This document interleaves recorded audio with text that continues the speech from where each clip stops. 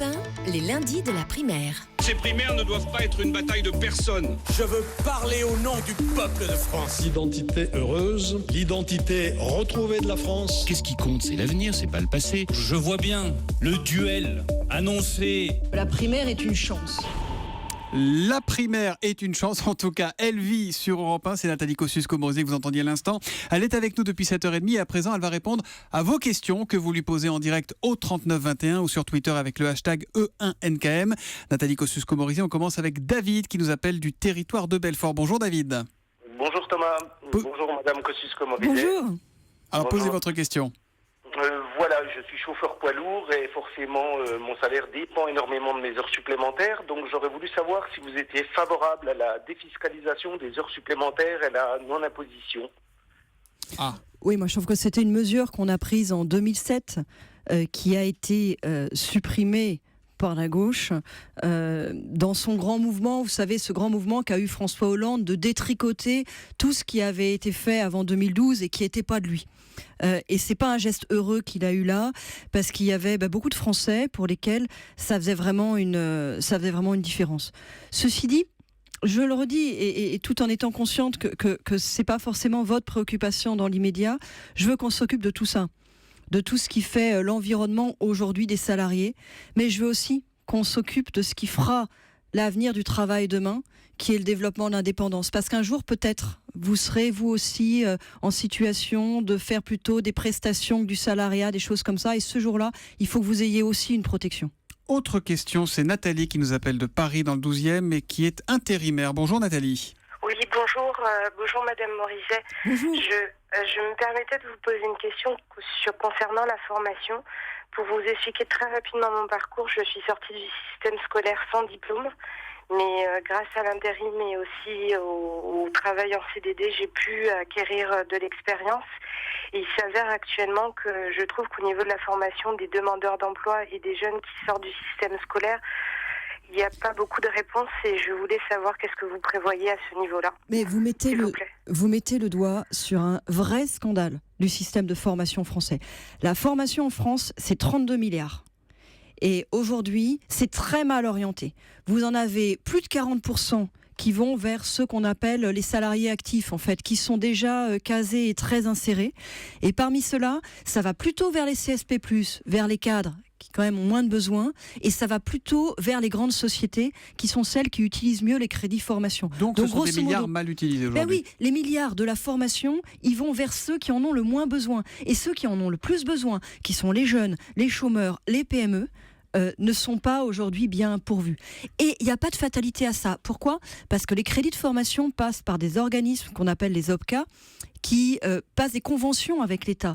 Et il suffirait d'abord que l'État soit plus strict sur la validation, l'évaluation des formations, mais aussi plus strict sur les conventions qui passent, qu'ils mettent des minimums d'investissement au profit des chômeurs, au profit des jeunes, au profit des PME, pour rééquilibrer et même équilibrer dans l'autre sens, au profit de ceux qui en ont plus besoin, les dépenses de formation. Et je pense que c'est indispensable dans la société.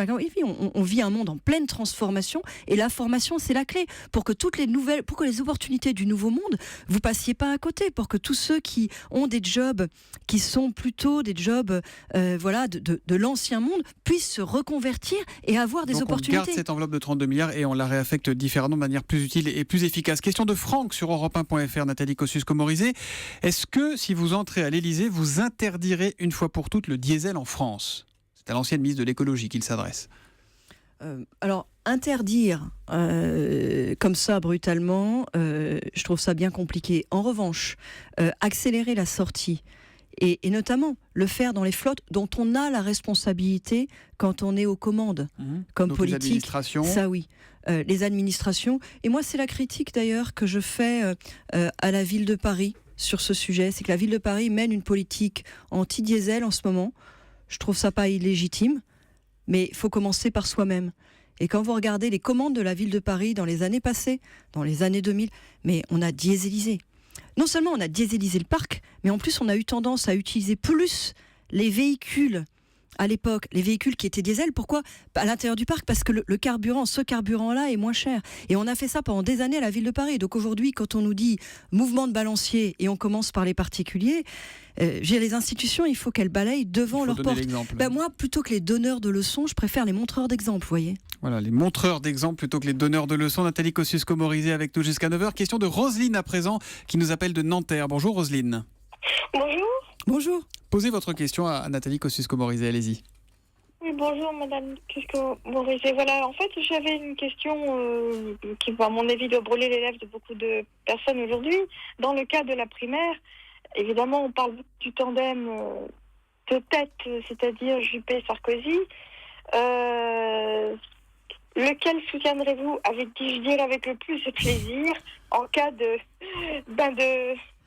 en cas que l'un des deux, comment dirais-je, si la finale se joue entre eux. Primaire, voilà, évidemment. Le jour de la finale. Alors Voilà. Jean-Pierre a déjà tenté la question tout à l'heure. Nathalie Kosciusko-Morizet, on réessaye avec Roselyne. Mais, Roselyne, je vous réponds franchement.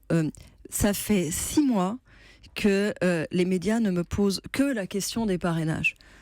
Est-ce que vous aurez vos parrainages ? Mais non, vous n'aurez pas vos parrainages, mais etc. M'empêchant largement, c'est pas de leur faute, je comprends l'urgence, mais c'est l'actualité, mais quelque part de développer mon projet. Je commence juste là à pouvoir le développer.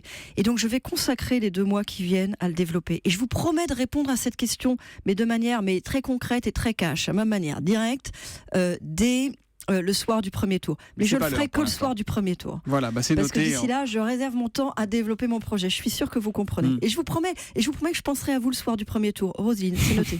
Vous aurez peut-être un petit tweet, parce que vous tweetez pas mal pour Roselyne ce soir-là. La semaine dernière, c'est Nicolas Sarkozy qui a été installé à votre place dans ce studio pour le premier numéro des lundis de la primaire. Et il avait un petit message pour vous écouter. Comme elle est, sympathique et fière de ce qu'elle a fait à mes côtés. Voilà, son conseil, c'est qu'il faut que vous soyez comme vous êtes, sympathique et fier de ce que vous avez fait à ses côtés. Je tourne le conseil. Moi, j'aimerais qu'il soit fier du bilan sur l'écologie de son quinquennat. Vous voyez, parce que qu'est-ce que j'ai fait à ses côtés ? J'ai fait le Grenelle de l'environnement. Mais pourquoi aujourd'hui, en matière d'environnement, le seul discours de Nicolas Sarkozy, c'est pour dire qu'il faut supprimer le principe de précaution, autoriser le gaz de schiste, et que probablement le changement climatique n'est pas le fait de l'homme. Ce qui est exactement le contraire de ce qu'il disait au moment du Grenelle de l'environnement en 2007. Donc voilà, moi, je partage ce souhait, mais je le retourne.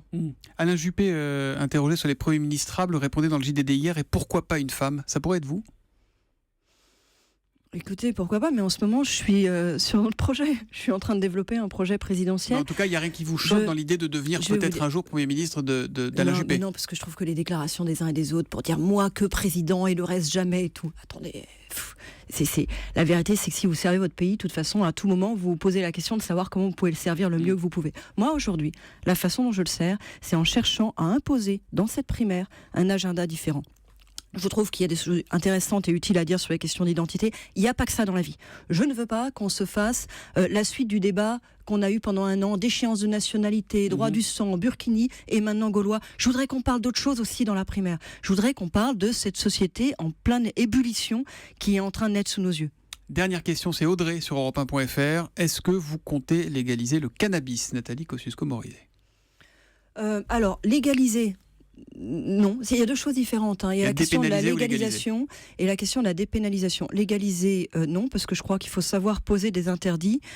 Sur la dépénalisation, c'était pas a priori mon option, mais je regarde de près ce que disent les spécialistes sur l'efficacité aujourd'hui de la lutte contre la consommation. On a quand même consommation qui est importante, un peu endémique, notamment chez les jeunes. Et moi, je me pose à chaque fois, vous savez, c'est mon côté ingénieur, je me pose la question de l'efficacité. Qu'est-ce qui marche mieux pour lutter contre la consommation chez les jeunes ?